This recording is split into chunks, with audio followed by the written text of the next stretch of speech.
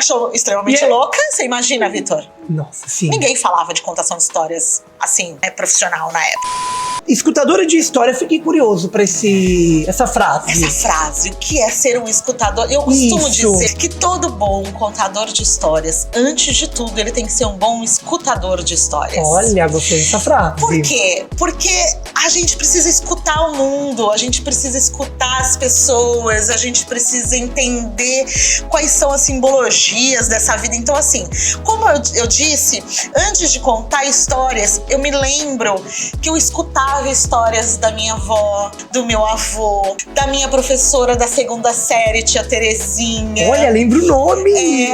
Maravilhosa! Eu lembro dela lindamente. Ela era uma mulher alta que andava com uns passos leves, sabe? Nos portava quando a fila saía arrastando o pé, sabe? De arrastar o pé, né? Aí ela só olhava assim pra gente com um olhar doce, sabe? E aí, e ela que apresentou também Tatiana Belink na minha vida, que é uma escritora maravilhosa, né? Quando faleceu, parecia que minha avó tinha falecido, porque eu sou apaixonada nela. Era um parente da família, né? A gente sente assim, né? E aí, então, eu lembro muito nitidamente, assim, da minha avó, a gente na rede, ela contando histórias de Lampião, porque ela tinha histórias de Lampião no olhar dela. E antigamente, nas casas, tinha um vaso com penas de pavão que era pra enfeitar. Você é muito novo, você não vai lembrar disso, mas era moda. Todo mundo tinha.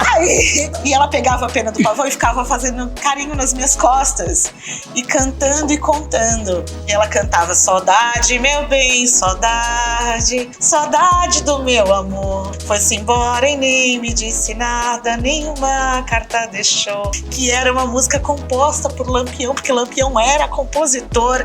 E aí, então, por isso que eu falo que antes eu era uma escutadora de histórias. Entendi.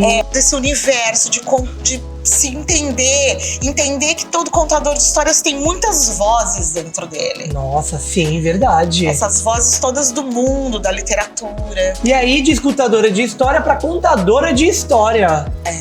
E quando é que começou essa contadora de história? Começou lá em 1996, 97, mais ou menos, quando eu já fazia magistério. Eu queria ser professora. E aí eu comecei a fazer o magistério. Não tinha uma outra coisa na minha cabeça que eu seria. As pessoas falavam: o que você vai ser quando crescer? Eu dizia: professora. E aí eu comecei a fazer magistério. Só que tinha uma coisa, por incrível que pareça, eu era uma pessoa extremamente tímida. E aí, pra falar na frente, apresentar trabalho, tudo era muito difícil. E aí eu disse: tá, tudo bem. Então, e aí surgiu na época um programa chamado ProLer, que ele existe até hoje. E esse ProLer nasceu no Rio de Janeiro, primeiro na Biblioteca Nacional, depois nas universidades, e ele veio para Santos. E teve um curso.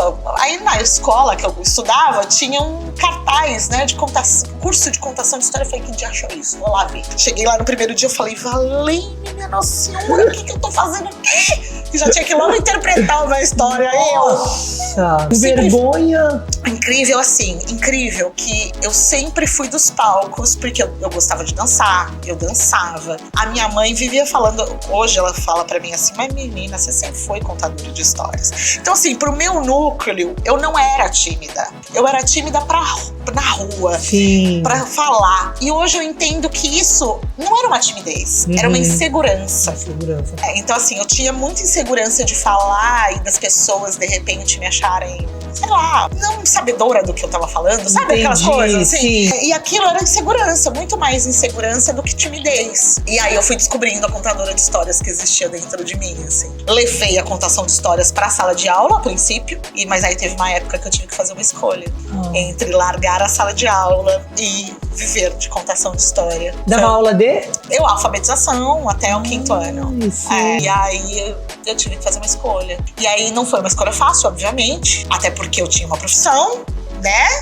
Tava tudo certo, tava ali o salário, tava tudo certinho na minha zona de conforto. E aí eu falei: agora, o que eu faço? Por quê? Porque eu comecei a receber convites pra contar história em outros lugares. E aí a sala de aula me deixava também presa. Não dava pra viajar, não dava pra participar das feiras, não dava pra participar das coisas. Então eu comecei a ficar, eu quero fazer isso. E no fundo, as minhas amigas mais próximas já sabiam que eu queria ter uma caixa que ia se chamar Caixa Surpresa e que eu ia tirar objetos de dentro pra contar histórias. Eu já falava isso, já verbalizava isso. E aí surgiu a oportunidade. E eu fiquei muito mal. Eu fiquei doente realmente, assim, na época. Fiquei muito, muito, muito doente da alma, assim, sabe? E aí fiquei tão doente da alma que eu fiquei doente do corpo. E aí eu tive que fazer essa escolha. E aí a minha diretora, na época, foi fundamental pra isso. Ela virou pra mim um dia e ela falou, quando eu voltei de licença, porque eu fiquei até de licença médica. Voltei de licença, ela disse assim, então, o que você tá fazendo aqui ainda? Eu falei, então, não sei, preciso, que é estabilidade. Ela falou, vai voar, passarinho. Aí ela falou a frase da minha vida, que inclusive tá no livro novo. A frase da minha vida. Ela falou, troca os seus óculos. Aí eu disse, você vai me mandar embora? Ela falou, com toda certeza. Eu saí de lá com aquela carta de demissão bem, me sentindo super livre. Todo mundo me achou extremamente louca. Você imagina, Vitor? Nossa, sim. Ninguém falava de contação de histórias, assim, profissional na época. É verdade. Por mais que já existisse, sim. tá? Eu não sou inventora da roda. Mas assim, na época ninguém falava falava-se de professora contadora de histórias, de, sei lá, psicólogos que contavam histórias, ou então grupos de voluntários que contavam histórias em hospitais. Se falava de muitas coisas, mas não se falava de viver de contação de história, sobreviver, ganhar cachê e, enfim. E aí todo mundo me achou louca. Louca! Falei, não, tudo bem, vamos lá. Vou trocar os meus óculos. Porque isso, né? Às vezes, Vitor, a gente tá com óculos errado, né? A gente tá com óculos escuro no ambiente escuro. A gente tá com grau errado. A gente tá... Enfim... Eu adorei isso do trocar os olhos, sabia? Do trocar os óculos, eu adorei. E é verdade, aí, né? Um próximo livro meu que tá pra sair, já recebi o miolo, vai pra gráfica, chamado Óculos Mágico. Oh, adorei. E a última frase do livro fala exatamente isso. Porque às vezes é assim, na vida a gente precisa trocar os nossos óculos pra enxergar todas as possibilidades. Nossa, e às vezes a gente precisa. Então assim, aí eu troquei os meus óculos e eu fui. De contação de história, essas portas foram abrindo, eu fui entrando, não sabia muito bem onde ia dar, mas só fui. E aí, hoje, graças a Deus, e as oportunidades que me foram dadas, as histórias têm um lugar muito especial na minha vida e esse é meu ofício, essa é a minha profissão. Quando as pessoas me perguntam o que você é, eu falo que sou contadora de histórias.